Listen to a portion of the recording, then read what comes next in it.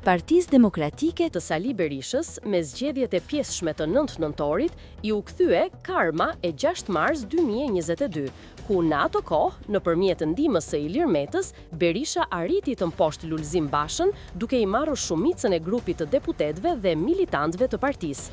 Mirëpo, në politik gjithmonë pas ka një moment ku do të duhet të përballesh me premtimet e tua dhe Sali Berishës i duhet të jap edhe një herë llogari para demokratëve. Pas humbjes së thellë në zgjedhjet e 11 majit 2025, PD ka dalë e shpartalluar, pa energji dhe pa moral. Në këtë klim, përfshirja në një tjetër garë, qoftë edhe të pjesshme, do të kishte qenë një rrezik i madh për demotivimin total të mbështetësve dhe përgjegjësia do të binte drejt për drejt mbi Berishën. Për këtë arsye, me sa duket, Partia Demokratike zgjodhi një rrugë gjasme taktike, por një strategji që ka dështuar që në nisje. Siç edhe po del në disa deg, strukturat e partisë nuk mbështesin këta kandidat, ndërsa baza demokrate e ka kuptuar që janë të pashpresë dhe është zgjedhur kjo rrugë vetëm për të shmangur përgjegjësinë.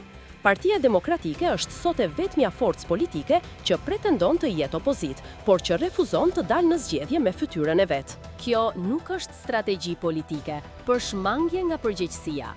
Kur të lexohen rezultatet e 9 nëntorit, askush në atë parti nuk do të mbajë përgjegjësi. Pikërisht kjo tregon krizën më të thellë të PD-s që ka të bëjë me frikën për të përballur me realitetin që vet krijoi.